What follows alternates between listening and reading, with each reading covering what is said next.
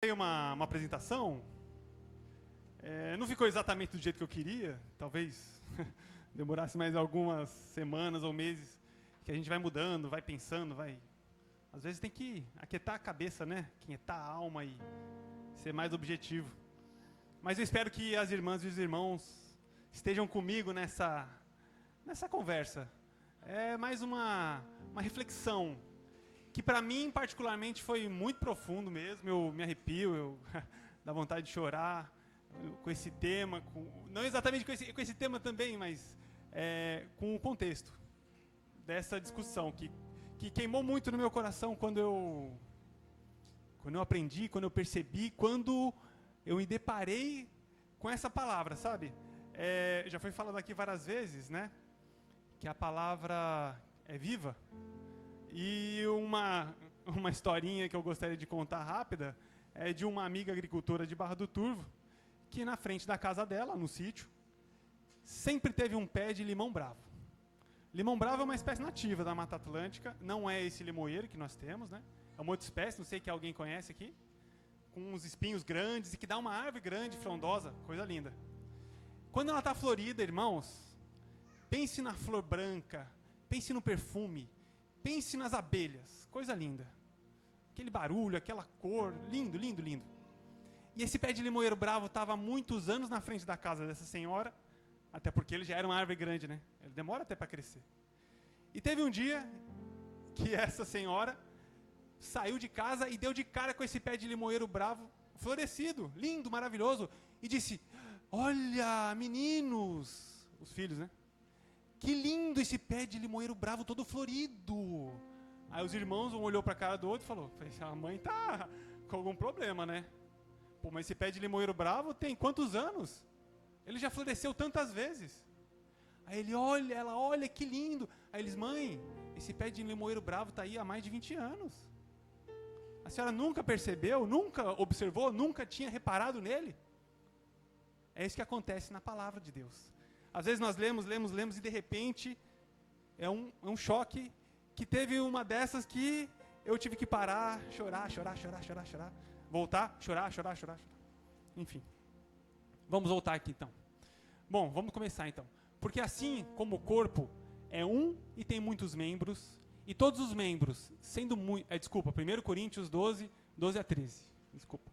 Porque assim como o corpo é um e tem muitos membros, e todos os membros, sendo muitos, constituem um só corpo, assim também com respeito a Cristo. Pois em um só Espírito, todos nós fomos batizados em um corpo, quer judeus, quer gregos, quer escravos, quer livres, e a todos nós foi dado beber de um só Espírito. Aleluia. Glória a Deus. Pode passar, por favor. Então, o tema de hoje é lábios puros, né? Para quem não me conhece, meu nome é Arthur, sou casado com a irmã Ruth e me converti há 9 anos, que é a idade do nosso filho Antônio. Temos uma filha também, Amanda, e foi muito impactante para mim, irmãos. Para vocês, eu não sei, cada um tem uma experiência, isso é muito profundo de cada um, e para mim, eu não nasci em berço evangélico, e sempre gostei de pesquisar e estudar, e estudava e pesquisava muitas teorias e conceitos que iam contra a Bíblia, justamente para chegar e falar: ó, tá vendo? A Bíblia de vocês, Deus que me perdoe, né? A Bíblia de vocês tem isso, isso e isso que está errado. Olha, Deus que me perdoe, que está errado. Não é assim, não foi assim. Olha, irmão, ficou até arrepiado. E era triste isso, porque eu sempre gostei de pesquisar, sempre gostei de ir atrás, sempre gostei de saber por quê. Por quê? E agora, depois de convertido, graças a Deus, glória a Deus, foi uma jornada, foi uma viagem no deserto, assim, como de vários irmãos e irmãs aqui. Hoje eu faço o contrário. Hoje, graças a Deus, a pesquisa é realmente e é de fato possível de se encontrar e de se verificar evidências cada vez mais claras e evidentes da veracidade dos fatos bíblicos. Isso para mim foi sensacional, de repente, para alguns irmãos e irmãs, mas eu acredito pela fé. Sim, a fé, imagine irmãos e irmãs, a fé é racional. Pense nisso, a fé é racional. Nós não acreditamos e não temos fé em algo que, não, eu não sei o que é e eu acredito e simplesmente, isso é dogma. Isso é dogma. Nós não temos dogma, nós temos fé. E a fé tem fundamento. Tem fundamento. E tem fundamento espiritual, tem fundamento bíblico e tem fundamento histórico. Tem fundamento histórico. Bom, queria passar, por favor. Vamos lá. Isaías 6, de 1 a 8. Começamos aí a nossa discussão, a nossa conversa. Isaías é fantástico. Isaías é sensacional, é claro que todos já leram. E quando eu recebi a primeira Bíblia, que ainda é essa aqui, da pastora Carla, eu comecei a ler e fui indo, e quando eu não parava de ler, eu não terminava. Não terminava de ler. E Isaías foi um que eu demorei demais, porque sentava, chorava, parava, enfim. No ano em que o rei Uzias morreu, eu vi o Senhor assentado num trono alto e exaltado, e a aba de sua veste enchia o templo. Acima dele estavam serafins, cada um deles tinha 6 asas. 2 cobriam o rosto, 2 cobriam os pés, e com as 2 voavam. E proclamavam uns aos outros: Santo, Santo, Santo, é o Senhor dos exércitos, e a terra inteira está cheia de sua glória. Imagine o céu. Isaías estava no céu, irmãos, irmãs, estava no céu. Ele viu Deus sentado no trono, serafins, louvando e cantando. No céu não existe silêncio, existe o canto, o louvor dos serafins, ininterruptamente. Ao som de suas vozes, os batentes das portas tremeram e o templo ficou cheio de fumaça. Então gritei: ai de mim, estou perdido, pois sou um homem de lábios impuros e vivo em meio de um povo de lábios impuros. E os meus olhos viram o rei, o Senhor dos exércitos. Imagine o temor de Isaías. Não dá para imaginar o temor de Isaías. Vamos ser francos. Mas foi algo que ele se jogou no chão, rosto no chão, e disse que não era digno, ele não tinha lábios puros, ele era uma pessoa pecadora. Ele não se sentia digno de estar ali. Imagina, quem é digno de estar ali? Então um dos serafins voou até mim, trazendo uma brasa viva que havia tirado do altar com uma tenaz. Trouxe uma brasa viva. Essa brasa do altar, o altar de holocausto que se fazia no Antigo Testamento. Com ele tocou a minha boca e disse: veja, isso tocou os seus lábios, por isso a sua culpa será removida e o seu pecado será perdoado. Glória a Deus, glória a Deus. Então ouvi a voz do Senhor conclamando: quem enviarei? Quem irá por nós? E eu respondi, Isaías: eis-me aqui, envia-me. Envia-me. Glória a Deus. Ele estava na hora certa, no lugar certo, e ele estava disposto. Apesar das dificuldades, apesar de todos os defeitos de Isaías, ele estava ali, e ele se dispôs a fazer o chamado. Quantos de nós, irmãos, temos o chamado? Quantos de nós, às vezes, até ouvimos a voz do Senhor? E muitas vezes falamos: não, peraí, não é. Às vezes eu vou contar uma história que num desses momentos com a minha esposa estando grávida do Antônio, estávamos na casa dos meus pais em São Paulo, e ela vivia fazendo exames, né, porque era uma gravidez de risco. No 2º mês a Ruth ficou de cama, não sei se os irmãos, alguns aqui sabem da história, né? Ficou de cama e não levantava. Ela salivava, ela não conseguia comer, ela não conseguia andar direito. Não é? Os irmãos que foram lá, teve amigos nossos que entraram no quarto para ver se ela estava viva mesmo, e saía chorando. Imagine imagine nós. Saía chorando. Por quê? Porque estava vendo que ela estava para morrer. Ela ia morrer, a irmã Marolina estava junto. Todas as vezes, graças a Deus, né, Marolina? Graças a Deus. E numa dessas idas para São Paulo para fazer exame, isso e aquilo, para conseguir o auxílio do Estado, ela teve uma hemorragia. Bom, eu não sou da saúde.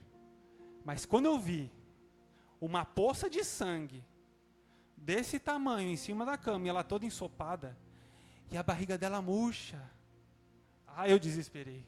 Falei, meu Deus do céu, o que é isso? Eu peguei essa mulher pelo braço, desci as escadas, desesperado, e uma voz, no fundo do meu coração, falou assim, calma. Na mesma hora, sabe o que eu falei? Que calma o quê? Mulher está morrendo. Não, vamos. A voz de novo. Calma. Que é isso? Não, eu estou rindo agora, né? Mas na hora foi um desespero, foi um pranto, meu Deus do céu. Irmão, sabe o que aconteceu quando chegou no hospital? Na entrada do hospital, aquela loucura, socorro. A Ruth pesava nem com 50 quilos? Talvez nem 50 quilos na época, né? Socorro, estou precisando de uma pediatra. Eu sou uma pediatra. Pediatra? Ginecologista? Enfim, eu sou. O que você está precisando? Não, entra aqui. Não. Aí começou a fazer os exames, a barriga murcha. Depois de um tempo, é milagre, não é possível, né? A barriga voltou. Começou a ouvir o coração do Antônio, que está aí. Graças a Deus, milagre. Começou a ouvir o coração. Aí eu falei, não. Eu não era convertido, irmãos. Eu não era convertido. Imagina, que é isso? Que voz é essa? Que isso? Eu falei, não. Não é possível. Enfim, continuando. Isaías, quem quer Isaías? Vamos voltar para a palavra. Isaías. Bom, o significado do nome Isaías, eu gosto também de pesquisar significado, gosto também de pesquisar os períodos e origens, enfim. O nome de Isaías, Senhor salva. Não é por acaso esse nome, né? Senhor salva. Ou o Senhor é a minha salvação. Nome de Isaías que vem do hebraico. Ele é filho de Amós, mas não é o profeta Amós. Apesar deles terem vivido no mesmo período. Amós, onde é que eu escrevi? Amós viveu junto com o profeta Oséias, viveu junto com o profeta Miqueias. Isso nós estamos falando de 740 antes de Cristo. Que é justamente no ano do reinado do rei Uzias, que foi até 701 antes de Cristo. Ué, mas aí começa em 740 e vai até 701? Porque assim, Jesus Cristo foi tão impactante que foi mudado o calendário por conta de Jesus, certo? Então o C é maiúsculo, certo? O C de Cristo. Então o Azinho é antes de Cristo. 0 seria o ano que Jesus nasceu. Ano 0. E a partir dali, então quer dizer, antes de Cristo, os anos vão diminuindo, até chegar no ano 0. Então imagine quanto tempo, olha só pessoal, isso para mim foi sensacional, quanto tempo que isso foi escrito. Quanto tempo que Isaías viveu, quanto tempo que ele escreveu. Mas aí na minha mente vinha, como é que você tem certeza disso? Como é que você sabe disso? Por causa de o seguinte, turma, existem vários manuscritos, e tem como você fazer a datação dos manuscritos, porque eles não eram feitos de plástico, eles eram feitos de material vegetal, material animal, e todos eles são compostos e tem um elemento chamado carbono. E dentro desse carbono existe uma das, eu não vou falar o termo técnico agora, professor, mas um desses carbonos tem o carbono 14, que conforme o tempo vai passando, ele vai diminuindo, e você tem como calcular a idade dos manuscritos. Então tem coisa, turma, muito antiga. Muito antiga. Encontrada em vários lugares. E manuscritos que comprovam aqueles manuscritos. Então, entende? Não é uma coisa isolada ali, não é. Não é coisa isolada. Não é. Continuando. Então, ele é profeta Amós e Ezequias, beleza? E ele é considerado um profeta messiânico. Quando nós lemos o livro de Isaías, ele fala de quem? Ele fala de Cristo. Ele fala de Jesus Cristo toda hora. A todos os momentos ele lembra de Cristo. Como é que ele sabia? Pois ele era um profeta messiânico. Glória a Deus. E ele também era, e assim como eu acredito que todos os profetas também eram, ele era um missionário. Imagina um missionário, imagina um profeta missionário. É um profeta missionário. Olha só. Por quê? O termo missionário vem da onde? Vem do latim. Qual que é o significado da palavra missionário, que às vezes na minha mente parecia algo tão distante. Nossa, missionário, o passaporte, tem que ir longe, tem que viajar. Glória a Deus para quem pode fazer isso. Glória a Deus, quem não gostaria, né? Glória a Deus. Agora, Isaías, ele foi um missionário ali em Jerusalém. No templo,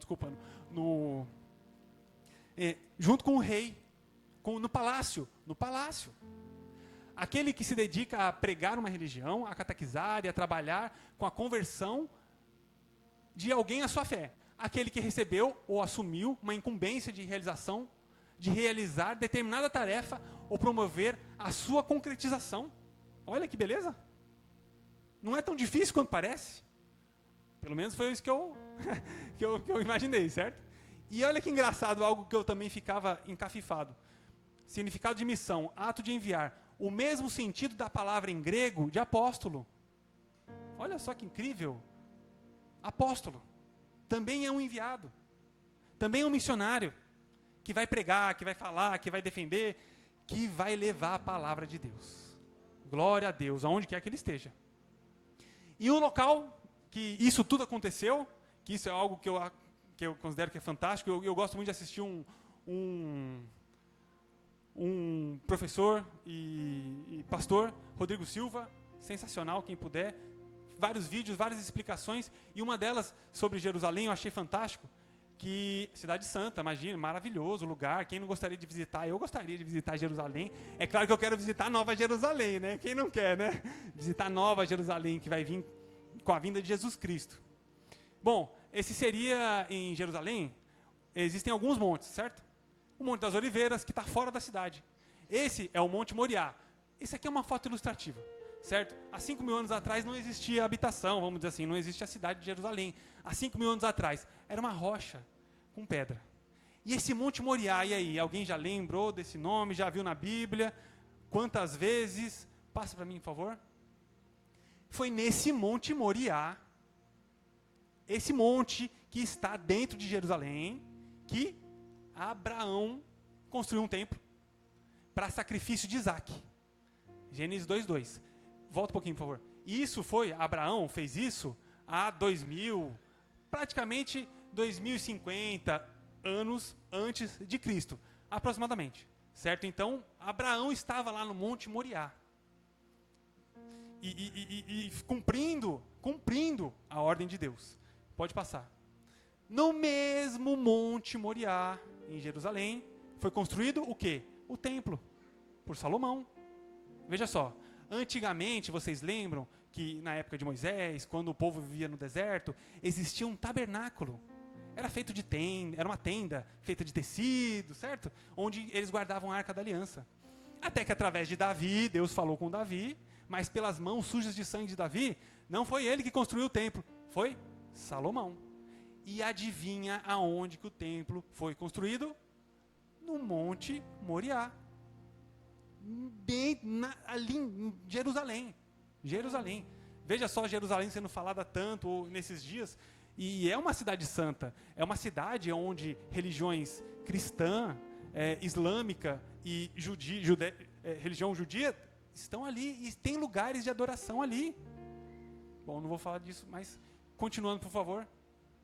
E aí, olhando do Monte das Oliveiras, imagine a gente, profetizando, hein? Olhando do Monte das Oliveiras, nós damos de cara com o quê? Com Jerusalém, esplendorosa. Mas uma coisa que eu sempre fiquei pensando e falava, mas o que é aquele negócio brilhando ali? Vocês já viram Jerusalém pela televisão? E aquela coisa linda, é o Domo da Rocha. E daí que é o Domo da Rocha? Mas o que tem dentro desse Domo da Rocha? Quem que construiu o Domo da Rocha? 691 depois de Cristo. Pessoal, imagina, Jerusalém e a região ali do Oriente Médio foi invadida e conquistada por vários povos. Entre eles, os muçulmanos. E os muçulmanos que ali têm um lugar de adoração também por conta de Abraão, que aí eles não consideram Isaac como filho da promessa, eles consideram Ismael, como filho da promessa. Nesse lugar, em 691, eles resolveram construir o Domo da Rocha, que imaginem só, aonde que eles construíram o Domo da Rocha? Pode passar para mim, por favor? Está aí ele, de novo? Eles construíram exatamente no lugar que foi feito o altar de Abraão, que foi construído o templo e que hoje tem o Domo da Rocha. Nesse lugar, eles acreditam que Maomé subiu aos céus e depois voltou. Então é um lugar sagrado, não é à toa tantas guerras, por conta de uma cidade, por conta de Jerusalém. Pode passar, por favor? Aqui, ó, é uma foto de cima, dessa rocha, que é onde o templo tinha sido construído. Inclusive, tem um cantinho ali, que eu não vou conseguir apontar, era o lugar onde ficava a Arca da Aliança. Ficava aí, a Arca da Aliança, que hoje tem o Domo da Rocha. Então, quando a gente olhar para alguma foto de Jerusalém, olhar aquela cúpula brilhante, dourada, o Domo da Rocha, ali era o templo. Ali era onde ficava a Arca da Aliança. Pode passar, por favor. Bom, continuando então, Isaías 53, do 1 ao 12. Quem creu em nossa mensagem e a quem foi revelado o braço do Senhor? Ele cresceu diante dele como um broto tenro e como uma raiz saída de uma terra seca. Ele não tinha qualquer beleza ou majestade que nos atraísse, nada em sua aparência para que o desejássemos. Foi desprezado, rejeitado pelos homens, um homem de tristeza e familiarizado com o sofrimento. Como alguém de quem os homens escondem o rosto, foi desprezado e nós não o tínhamos em estima. Certamente ele tomou sobre si as nossas enfermidades e sobre si levou as nossas doenças, contudo nós o consideramos castigado por Deus, por ele atingido e afligido.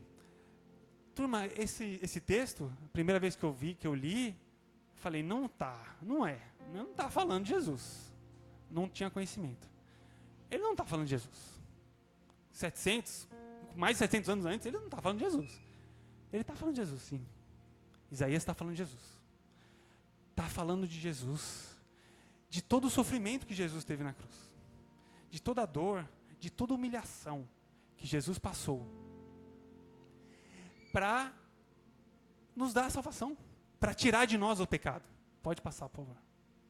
Mas ele foi transpassado por causa das nossas transgressões. Foi esmagado por causa de nossas iniquidades.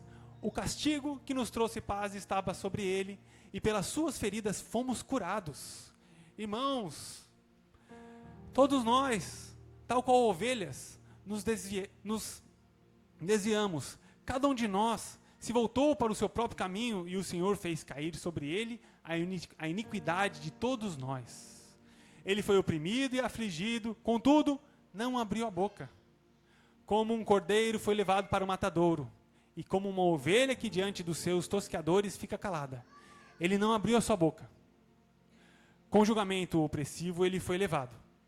E quem pode falar dos seus descendentes? Pois ele foi eliminado da terra dos viventes. Por causa das transgressões do meu povo, ele foi golpeado. Irmãos, imagina o sofrimento de Jesus. Imagina alguém já prevendo esse sofrimento de Jesus e falando e declarando. Continua, por favor. Foi-lhe dado um túmulo com os ímpios. Agora aí já é 51, de 1 a 12. Foi-lhe dado um túmulo com os ímpios e com os ricos em sua morte. Embora não tivesse cometido qualquer violência, nem houvesse qualquer mentira em sua boca. Contudo, foi da vontade do Senhor esmagá-lo e fazê-lo sofrer. E embora o Senhor faça da vida dele uma oferta pela culpa, ele verá sua prole e prolongará seus dias, e a vontade do Senhor prosperará em suas mãos. Depois do sofrimento de sua alma, ele verá a luz e ficará satisfeito. Pelo seu conhecimento, meu servo justo justificará a muitos e levará a iniquidade deles. Por isso eu lhe darei uma porção entre os grandes, e ele dividirá os despojos com os fortes. Portanto, ele derramou sua vida até a morte, e foi contado entre os transgressores. Pois ele carregou o pecado de muitos, e intercedeu pelos transgressores. Glória a Deus. Aleluia, irmãos. Jesus Cristo sendo anunciado por Isaías, mais 700 anos antes. E depois, passa, por favor. E depois, nós temos o cumprimento dessa profecia através da boca de Isaías e através do que de fato aconteceu. Aí, eu me perguntava também, mas será mesmo essa história? Será que Jesus realmente, na minha mente, existiu? Ou será que existia só uma história para que as pessoas acreditassem? Vamos ler em João 19, 28 a 30. Aí essa passagem é a passagem que mais me marcou. Por quê? Porque querendo saber da verdade, querendo saber se existiu ou não existiu, como foi, por que foi, aqui também fiquei curioso para conhecer mais. E fiquei assustado, na verdade, enfim, foi algo que realmente me marcou e até hoje já tem um tempo que eu tenho isso no meu coração de poder compartilhar. Não é algo...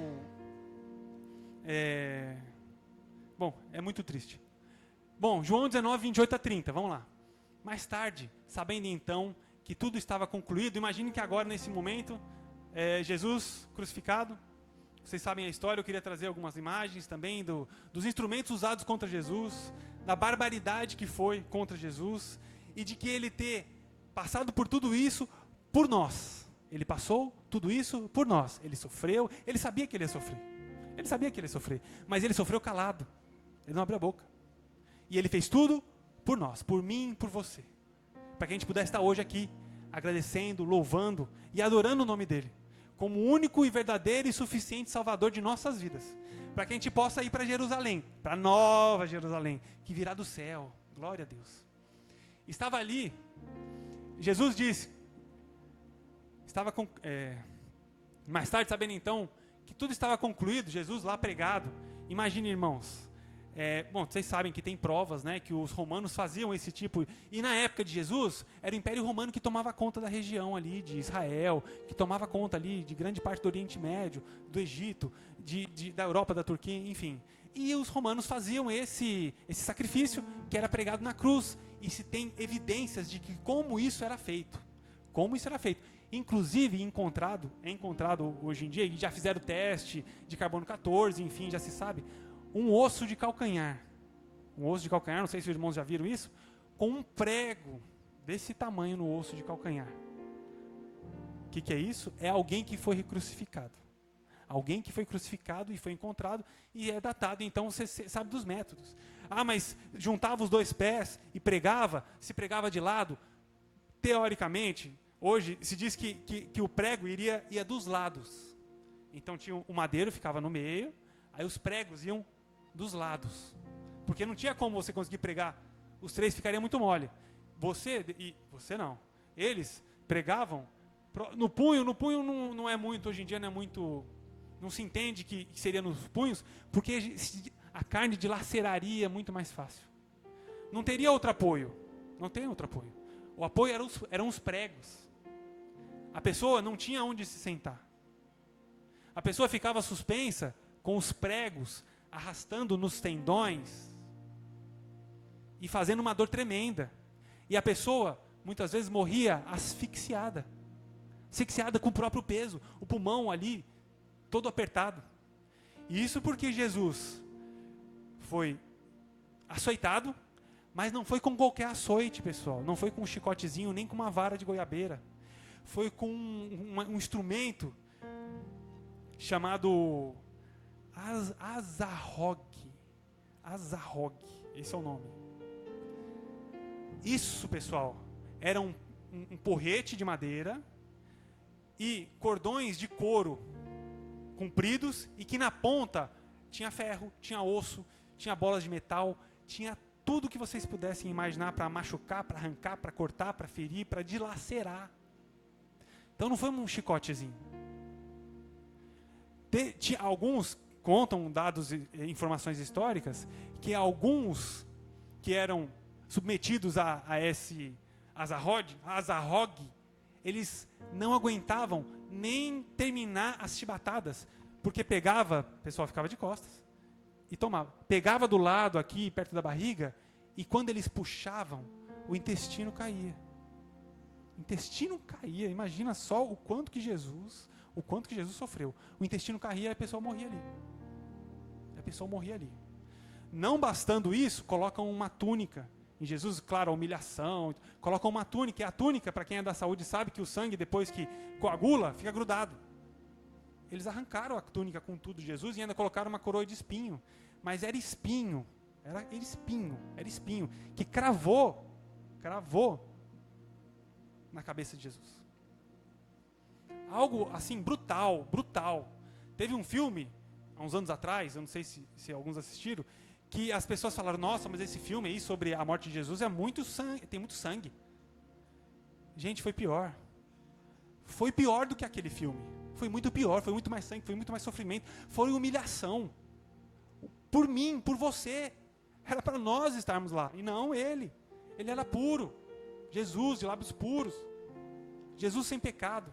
Jesus, filho de Deus. Estava ali, Jesus diz, tenho sede, pendurado na cruz. Tenho sede. Estava ali uma vasilha cheia de vinagre. Em algumas traduções, fala que é vinho, mas não era vinho. E eu vou mostrar para vocês que não era vinho. Então, embebedaram uma esponja, provavelmente soldado romano, colocaram na ponta de um caniço de sopo, que dizem que pode ser que seja parecido com a nossa manjerona, e ergueram até os lábios de Jesus. Tendo provado, imagina Jesus, estava quase que inconsciente, mas ele não ficou inconsciente. Jesus disse, está consumado. Com isso, curvou a cabeça e entregou o Espírito. Passa para mim, por favor. Alguém sabe o que é isso? É uma esponja marinha, certo? No mar tem esponjas marinhas que antigamente se usava e até hoje, se você procurar na internet, encontra para tomar banho. Esponja marinha. Com um caniço na ponta. Com uma vara. O que quer que seja. Na ponta. Alguém sabe para que usavam essa vara, essa esponja? A vara e a esponja que se falou na Bíblia, eu falei, não é possível. Não é possível. Passe para mim, por favor. Quem sabe o que é isso? Irmãos, na época de Roma, o Império Romano, eles tinham um banheiro público. Neste banheiro público, as pessoas sentavam uma do lado das outras. A higiene, meu Deus, terrível. Dizem que embaixo, tá vendo? Vocês estão vendo os buracos, né? Embaixo dali corria alguma água, alguma coisa para poder levar fora os dejetos. Na canaleta da frente, nessa canaleta da frente aqui, passava uma aguinha também. Para que era essa aguinha? Essa aguinha, aqui as pessoas sentavam, e na frente ali no meio, porque era um lugar fechado, lógico, era grande. Tinha outros banheiros, tinha outras latrinas em volta, certo? Era fechado. Existiam alguns vasos, algumas vasilhas. As vasilhas cheias de vinagre. E dentro dessas vasilhas com vinagre, irmãos, ficavam esponjas marinhas, espetadas com caniço. Cada um que entrava, que fosse fazer a necessidade, pegava uma dessas esponjas. Sentava, passava numa aguinha que corria ali e usava para se limpar. Era isso. Eu não acreditei. Falei, não pode ser. Não pode ser que fizeram isso. Pois fizeram. Eu acredito que esse talvez fosse um ápice assim, da humilhação, do escárnio. Como é que alguém teve coragem de fazer um negócio desse? Com Jesus? Pegar uma esponja que a pessoa se limpava e deu para ele tomar. Ele pedindo água.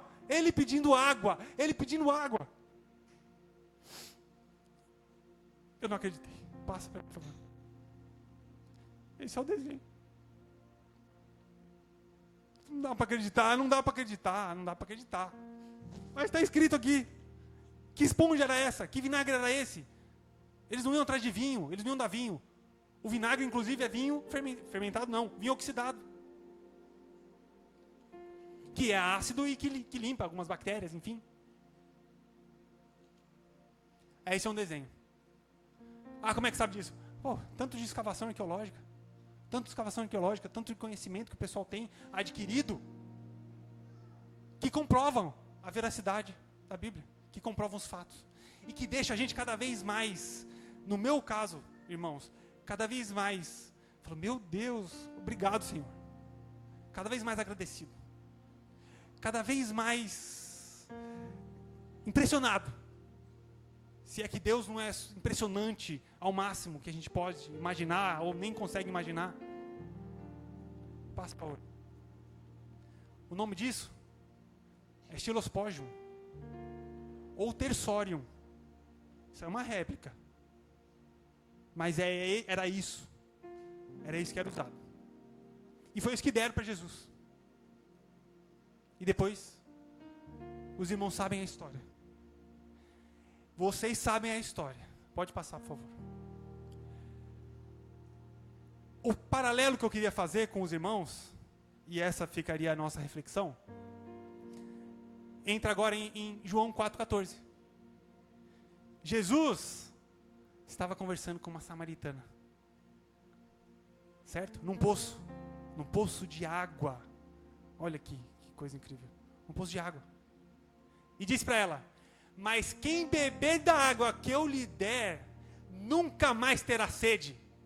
Pelo contrário, a água que eu lhe der se tornará nele uma fonte de água e jorrará para a vida eterna. Glória a Deus, irmãos. É esse Jesus. É esse Jesus que morreu na cruz por nós, que ressuscitou, irmãos. Esse Jesus que sofreu, que foi humilhado, mas que ressuscitou por nós e que até hoje falamos deles.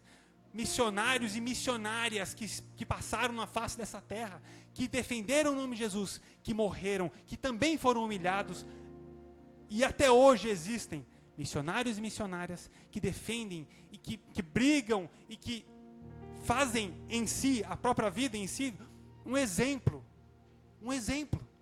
da palavra de Deus, um exemplo de vida que reflita a luz de Deus. Eu acredito que esses missionários e missionárias, inclusive a esposa de de Isaías, era uma profeta. Olha que coisa ali, era uma profeta. E se era profeta, ela não ficava com a boca fechada. O profeta fala, o profeta prega, o profeta vai atrás, o profeta é missionário. Era uma missionária, glória a Deus. Homens, mulheres, missionários e missionárias em prol de Jesus Cristo. Esse Jesus que nós devemos a reverência, esse Jesus que nós devemos a adoração. Esse Jesus que quando morreu, ressuscitou. Glória a Deus por isso. Ressuscitou e deixou o Espírito Santo sobre nós. Espírito Santo que nós temos livre acesso a Ele. Nós podemos conversar, Ele pode nos consolar, Ele fala conosco, irmãos e irmãs. Ele fala com você. Ele fala com você. Muitas vezes não faça igual eu, que fala, imagina, que isso? Não. Ouça. Preste atenção na voz do Espírito Santo. Que às vezes pode ser que não fale com uma voz. Fale com uma atitude. Fale por alguém, fale por um profeta, fale por uma profetisa. Mas que fala, ele fala. Fala. Irmãos, esse tema ele mexeu muito comigo mesmo, e isso fez com que eu tivesse cada vez mais adoração e mais reverência a Deus, sabe? Que como o irmão Fernando falou, a nossa geração, e eu me incluo nela também, nossa geração às vezes parece que vai se afastando, e vai pegando o que é bom, e vai deixando para trás, muita coisa que faz sentido, e que nós devemos lembrar e entender, para poder defender mais, para poder conhecer mais, para poder falar mais. Sabe, essa intimidade, e isso E isso me fortalece também. Sabe, é claro que a oração fortalece, e tem que orar mesmo. E no meu caso em particular, principalmente na minha conversão, esses fatos históricos e arqueológicos, e todo essas histórias que a gente pode ver hoje em dia. Isso é muito significativo, irmãos, porque a hora está chegando. A Nova Jerusalém está voltando. E uma vez eu ouvi dizer, se na Bíblia, que foi escrita, inspirada por Deus, os temas que estão escritos nelas são verdade, irmãos, então tudo é verdade que está escrito aqui. Então tudo é verdade. Se é verdade, da boca de Jesus foi falado que ele voltará. E está a caminho. Irmãos, não é à toa o que tem acontecido no mundo. Nunca se teve, na história da humanidade, uma pandemia que atacasse o mundo inteiro. Como aconteceu com a Covid. Tribos indígenas isoladas, ilhas, moradores de vários lugares do mundo. Eles ouviram falar e muitos deles morreram e pegaram o Covid. Guerras e rumores de guerra, irmãos, a todo e qualquer momento tem acontecido guerras e rumores de guerra. É algo profético. Então a tendência é cada vez mais nos apegarmos, estarmos juntos de Deus, pedindo para o Espírito Santo, porque está para acontecer, realmente. Assim como nós sabemos, né, que quando está chegando a primavera e a brotação das plantas, a gente sabe que depois que a laranjeira, o limoeiro brotam as flores, brota as folhas, ela solta as flores. Nós sabemos que isso. Então é isso que está acontecendo. As árvores estão soltando os brotos e logo, logo as flores vão anunciar a volta de Jesus Cristo. É isso que eu tenho para dizer para os irmãos e para as irmãs. E isso é o que cada vez mais os irmãos e as irmãs puderem ler mais, pesquisar mais, entender mais da Bíblia. Porque quanto mais eu fui pesquisando, mais eu fui me envolvendo e mais eu fui querendo conhecer. Mais eu fui querendo ver o que se tratava. Por quê? Por quê das questões? Então é isso. É isso. É esse Jesus que você um dia ouviu, que eu um dia ouvi, que curou as nossas feridas. Ele curou as nossas feridas, imagina? Ele nos perdoou. Imagina, Ele nos quer junto dele, morando na Nova Jerusalém. Glória a Deus, irmãos, irmãs. E eu espero que cada vez mais nós possamos estar mais juntos, mais presentes do Espírito Santo, cada vez mais presentes, com mais intimidade. É isso, com mais intimidade do Espírito Santo, irmãos, irmãs. E agora eu preciso fazer falar uma última fala, que é algo que também mexia muito comigo quando eu era criança e passava por São Paulo. Praça da Sé. Alguém conhece a Praça da Sé aqui? Praça da Sé, década de 90. Eu não entendia e eu achava estranho. Pessoas, não eram um, não eram dois, às vezes eram até mais. Pessoas pregando a palavra na praça. Vocês já viram isso? Mas não é pregando a palavra de qualquer jeito, não, é pregando a palavra, é puxando a pessoa, é falando, é pessoas se reunindo em volta e falando, Jesus está voltando, entregue a sua vida a Jesus, Ele está voltando, acredite, aceite Jesus como seu único, suficiente Salvador, seja batizado em nome do Pai, do Filho e do Espírito Santo de Deus. Aceite isso, porque nós temos provas que este livro, essas passagens bíblicas são verdadeiras. Nós temos provas, inclusive, da vinda, temos provas de Jesus Cristo ter passado na terra por historiadores não cristãos. Um deles chamado Flávio Josefo, que inclusive era judeu. Ele falou de Jesus Cristo. Ele escreveu sobre Jesus. Como é que eu não vou acreditar? Tantas evidências, tudo. E tudo que aconteceu comigo. Que é o que aconteceu com cada um de vocês. Tudo que aconteceu com cada um de vocês é algo que ninguém pode dizer, não, isso não é verdade. Pois foi. Pois foi verdade comigo, assim como foi verdade com todos vocês. As evidências históricas ajudam. É bom ter um entendimento sobre isso. É bom, mas, irmãos, algo que aconteceu com você e que aconteceu comigo, não tem amiguinho de antigamente, no caso do meu caso, não tem amiguinho de antigamente que falava assim, mas você está maluco? Te fizeram lavagem cerebral. Eu ouvia isso. Eu fizeram lavagem cerebral.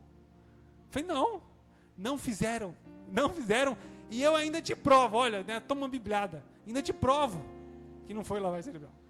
Provo historicamente, te provo biblicamente. E te provo de uma maneira que você, a pessoa no caso, vai entender quando aceitar Jesus. Irmãos e irmãs aqui, nesse lugar, se tiver alguém que queira aceitar Jesus, que queira entregar sua vida a Jesus, ou que queira se conciliar, voltar para o aconchego do Pai, pode vir aqui, irmãos, irmãs, pode vir aqui, as irmãs e os irmãos da intercessão, nós iremos orar. Fique à vontade. E às vezes eu me perguntava, quando eu não tinha me convertido, irmãos, aí eu ia num culto, meio a contragosto, né? Aí eu ia, aí fazia apelo. Aí dava aquela vontade de ir. Eu falei, agora eu vou. Aí eu falei, não vou não. Ah, não vou, tenho vergonha, não vou. Aí alguma coisa me falava, pode ser que seja a sua última vez. Meu Deus, até arrepio agora. Aí eu, meu Deus do céu, não. Pode ser que seja a sua última vez. Não. Graças a Deus que não foi. Não foi. Graças a Deus. Graças a Deus eu tive tempo. Mas será que você, irmão e irmã, vai ter esse tempo? Pense nisso. Irmãos, irmãs, pensem nisso. Leiam a palavra de Deus. Que muitas vezes pode aparecer como uma árvore florida na porta da tua casa. Mas eu sempre passei aqui e nunca vi essa árvore. Pois é. Isso também aconteceu com a Bíblia. E de que às vezes você ser tomado por um choro, por um arrepio, que até o cabelo, a nuca arrepia, e você, meu Deus, o que é isso? É a palavra de Deus. Agindo. É o Espírito Santo que Jesus deixou para nós, para mim, para você, que temos livre acesso. Irmãos, então se eu tiver como os levitas,